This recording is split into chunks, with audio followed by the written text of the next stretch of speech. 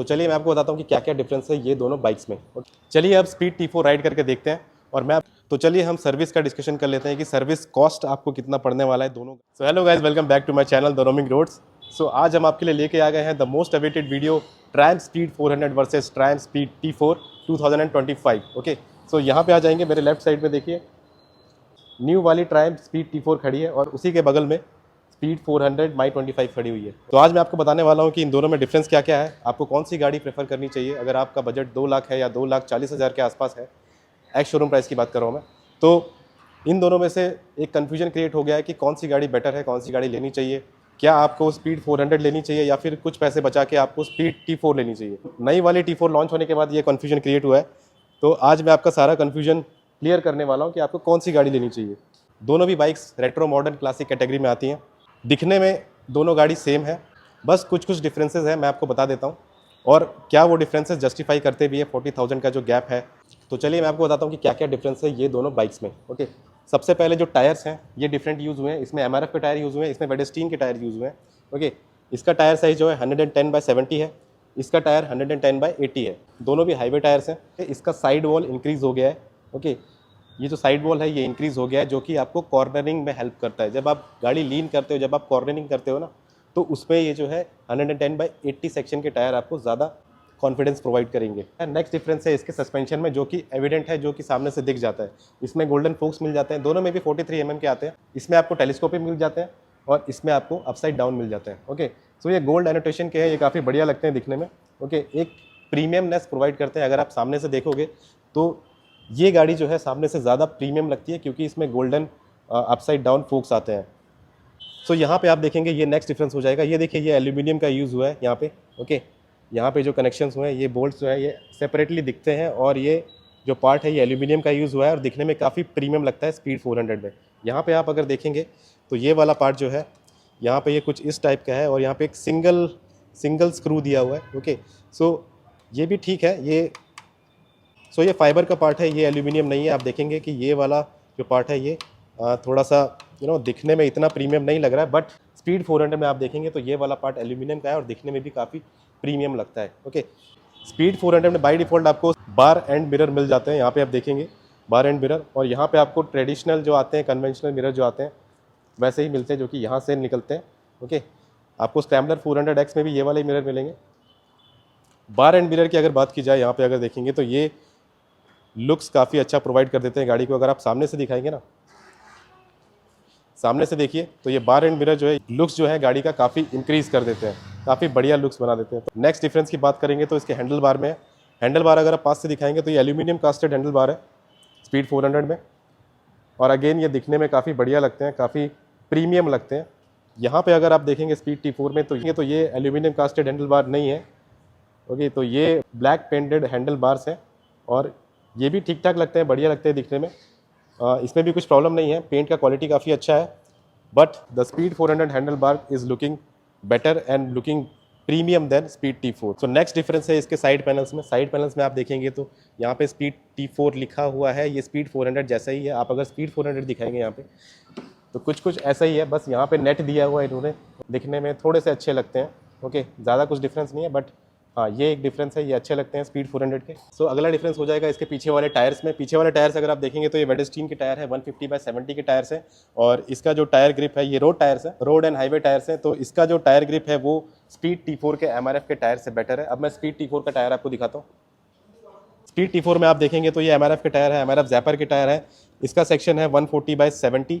तो पीछे से दिखने में आप डिफ्रेंशिएट नहीं कर पाएंगे कि कौन से टायर वाइड है और कौन से टायर वाइड नहीं है। दोनों भी टायर एकदम सेम लगते हैं, एकदम वाइड लगते हैं। डिफरेंस आप जल्दी पकड़ नहीं पाएंगे, difference is only in the grip. इसके जो ग्रिप है, वेडस्टीन के टायर्स के जो ग्रिप है वो बेटर है MRF के टायर से। ओके, देखिए स्पीड 400 के टायर्स इसलिए अच्छे हैं क्योंकि रेडियल टायर्स दिए हुए हैं, वेडस्टीन के टायर्स दिए हुए हैं।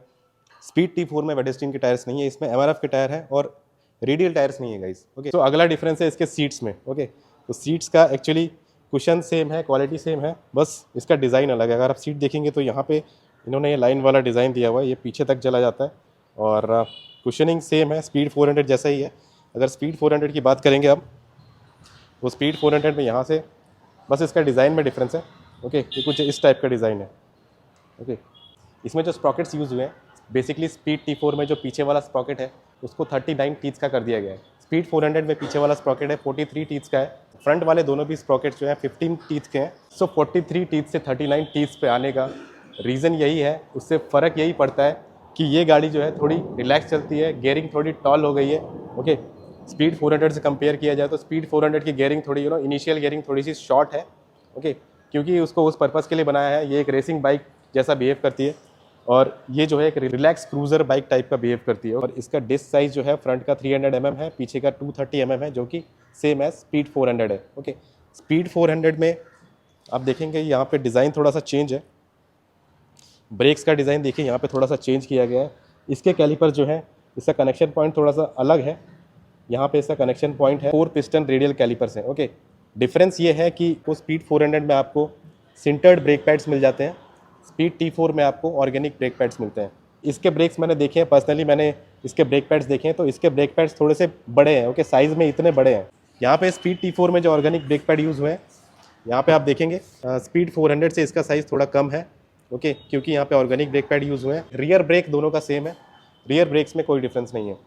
4 पिस्टन कैलिपर्स आपके स्पीड 400 में यूज़ हुए हैं, T4 में नहीं यूज़ हुए हैं। ओके, वेबसाइट पे 4 पिस्टन रेडियल कैलिपर मेंशन है, वहाँ पे जाके अगर आप चेकआउट करेंगे तो वो इन्फॉर्मेशन गलत है, वेबसाइट पे आप मत देखिए। ओके, ये अब स्पीड T4 राइड करके देखते हैं और मैं आपको बताऊंगा कि इन दोनों गाड़ियों में राइड क्वालिटी में क्या डिफरेंस है। मैं स्पीड 400 ऑन करता हूँ, तो अब मैं स्पीड T4 चला के देखूंगा।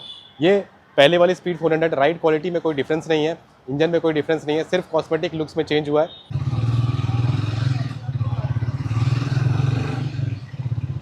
गाड़ी हमने राइड करके देख ली है स्पीड T4, तो मुझे क्या डिफरेंस फील हुआ मैं आपको बताता हूँ।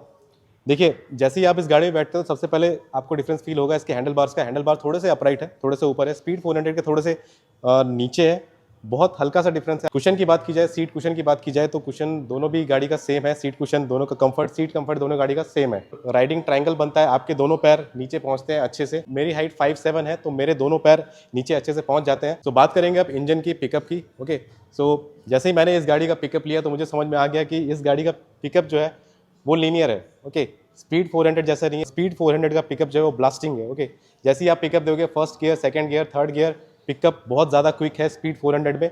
बट इसमें स्पीड T4 में आपको पिकअप लीनियर मिलने वाला है, तो ये बात आपको ध्यान में रखनी पड़ेगी। जो पावर और टॉर्क का फिगर जो थोड़ा सा डिफरेंस है, पावर इसमें कम किया गया है, तो वो डिफरेंस आपको डेफिनेटली फील होगा। सस्पेंशन दोनों के मुझे इक्वली गुड लगे। स्पीड T4 का जो व्हील बेस है वो हल्का सा ज़्यादा है स्पीड 400 से, तो वो चीज़ जो है इतना कुछ डिफरेंस क्रिएट नहीं करती है, उतना कुछ फील नहीं होगा आपको। बट सस्पेंशन इसके भी अच्छे हैं, स्पीड 400 के भी अच्छे हैं। तो टायर्स में डेफिनेटली यस गाइस, मुझे डिफरेंस फील हुआ। स्पीड 400 के टायर जो है ज़्यादा अच्छे फील होते हैं, ज़्यादा ग्रिपी फील होते हैं, रोड को काफ़ी पकड़ के चलते हैं। मैंने जब इस गाड़ी पे कॉर्नरिंग की, थोड़ी सी गाड़ी मैंने जो फ्लिक की, मैंने ट्रैफिक से जिगजैग करके निकालने का ट्राई किया। सो जो कॉन्फिडेंस मुझे स्पीड 400 में मिलता है वो इस गाड़ी में मुझे उतना नहीं मिल पाया, लेकिन अच्छा है। इस गाड़ी की एजिलिटी जो है, इस गाड़ी की जो फ्लिकेबिलिटी है, आप ट्रैफिक में जो फ्लिक करते हो गाड़ी, इस गाड़ी की अच्छी है, स्पीड T4 की अच्छी है। बट स्पीड 400 की जो है फ्लिकेबिलिटी जो है, स्पीड 400 की हैंडलिंग जो है वो एक्सीलेंट है। सो अब बात कर लेते हैं ब्रेकिंग की। ब्रेकिंग जो है, मुझे अभी में मैं ये बोलूँगा कि फ्रंट ब्रेक जो है, फ्रंट ब्रेक का जो बाइट है वो स्पीड 400 में बेटर है। अब क्योंकि उसमें टायर भी अच्छे वाले दिए हुए हैं, वेडस्टीन के अच्छे वाले टायर्स दिए हुए हैं, तो फ्रंट ब्रेक बाइट जो है स्पीड 400 का मुझे बेटर लगता है। मैं आपको दोनों के एग्जॉस्ट सुना देता हूँ। सो आप मुझे कमेंट बॉक्स में बताइए कि आपको किसका एग्जॉस्ट अच्छा लगा।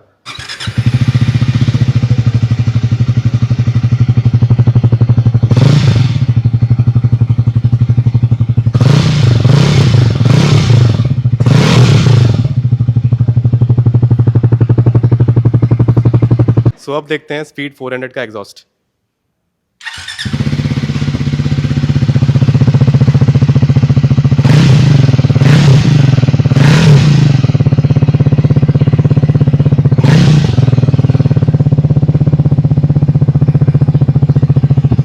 मैं अपना पर्सनल ओपिनियन आपको बताता हूँ कि इसके एग्जॉस्ट जो है थोड़े से बेसी फील होते हैं, थोड़े से लाउड फील होते हैं। एक रेट्रो क्लासिक टाइप का एग्जॉस्ट बनाने की कोशिश की गई है।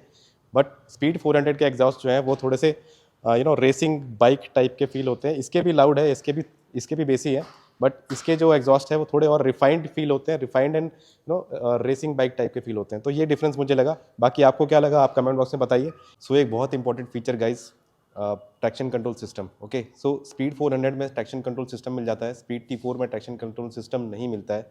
तो देखिए गाइस, ट्रैक्शन कंट्रोल सिस्टम एक बहुत ही इंपॉर्टेंट फीचर है। इंडिया जैसे कंट्री में मैं ये बोलूँगा कि ट्रैक्शन कंट्रोल सिस्टम गाड़ियों में होना ही चाहिए। As a 400 CC bike, traction control is a very important feature. देखिए, जब आप जब आप हाई स्पीड में गाड़ी चलाते हैं, जब आप बहुत हाई स्पीड में गाड़ी चलाते हैं, जब इंडियन रोड्स की कंडीशन आप जानते हैं कि कहीं पर ग्रेवल्स पड़े होते हैं, कहीं पे कीचड़ पड़ा होता है, कहीं पे बारिश में जो फिसलन होती है, तो ट्रैक्शन कंट्रोल फीचर एक बहुत इंपॉर्टेंट फीचर बन जाता है। जब आप गाड़ी को लीन करते हो, जब आप कॉर्नरिंग करते हो, ओके, सो उस टाइम भी देखिए टायर स्लिप होने से बचाता है traction control system.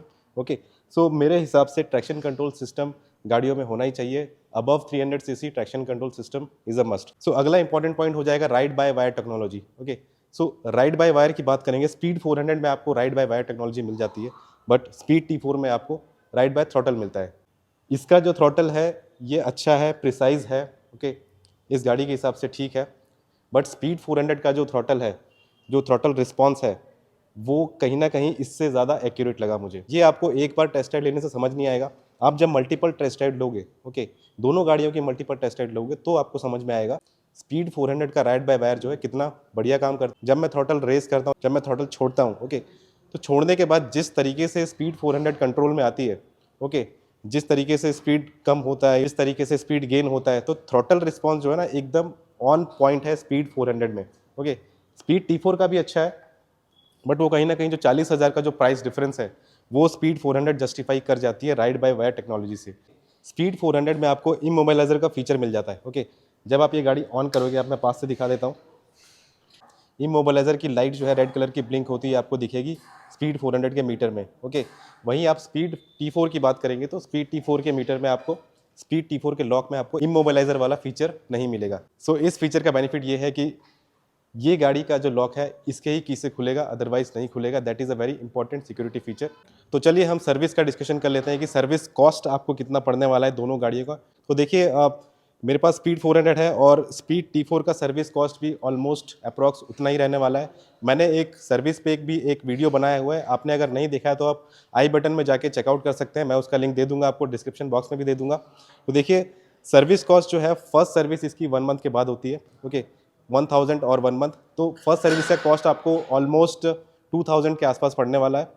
Second service जो है वो 16,000 किलोमीटर या फिर 1 ईयर के बाद होती है, तो सेकंड सर्विस का कॉस्ट आपको अराउंड 2800 या 900 के आसपास पड़ने वाला है। ओके, सो एक साल में अप्रॉक्स आपको 5000 के आसपास इसका सर्विस पड़ने वाला है, और बीच बीच में आप जनरल चेकअप भी करवा सकते हैं ट्रायम्फ से, जिसका प्राइस आपको अप्रॉक्स 350 या 400 के आसपास पड़ने वाला है। Okay, so I think for a 400 CC bike it's a nominal service cost. So guys, अगर आपको एक्सेसरीज के बारे में जानना है कि इसके एक्सेसरीज आपको कितने में पड़ने वाला है, विंडशील्ड हो गया, इंजन गार्ड हो गया, सम गार्ड हो गया, देन बैकरेस्ट हो गया, सो मैंने एक एक्सेसरीज के ऊपर भी एक वीडियो बनाया है, स्पेयर पार्ट्स के ऊपर भी एक वीडियो बनाया था, इंडिकेटर ब्रेक हो जाता है या हेडलाइट ब्रेक हो जाता है, साइलेंसर आपको चेंज करवाना है, तो उसका कॉस्ट आपको कितना पड़ने वाला है उसके ऊपर मैंने एक वीडियो बनाया है, लिंक आपको डिस्क्रिप्शन बॉक्स में मिल जाएगा। ओके, सो वो वाला वीडियो आप जाके चेकआउट कर सकते हैं। सो अब बात कर लेते हैं इन दोनों में से आपको कौन सी गाड़ी लेनी चाहिए। ऑन रोड प्राइस इस गाड़ी का अराउंड 2.5 लाख के आसपास जाएगा। ओके, सो अगर आपका जो बजट है वो 2 लाख के आसपास है, 2 लाख से कम है बेसिकली, तो आप थोड़ा स्ट्रेच करिए और स्पीड T4 की तरफ चले जाइए। ऑन रोड प्राइस जो है स्पीड 400 का आपको 3 लाख तक पड़ जाएगा। तो अगर आपका बजट जो है आप स्ट्रेच कर सकते हैं 3 लाख तक, तो मैं ये बोलूँगा कि जो 40,000 का जो डिफरेंस है इन दोनों बाइक्स में, वो स्पीड 400 कहीं ना कहीं जस्टिफाई कर देती है। ओके, सो आपको अगर इससे बेटर बाइक चाहिए, अगर आप बजट एक्सटेंड कर सकते हैं, 3 लाख तक जा सकते हैं, तो आप स्पीड 400 की तरफ जाइए, वो एक बेटर बाइक है।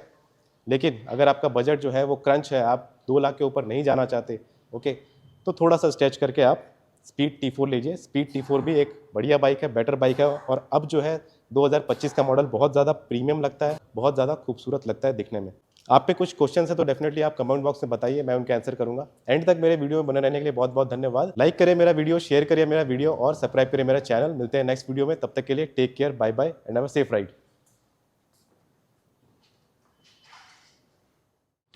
मैं दिख रहा हूँ ना, मैं यहाँ पे आ जाऊँ। इसका सेक्शन 110/80 है, तो अगला डिफरेंस है इसके 9 टीथ्स के हैं। Okay, so okay, this is good.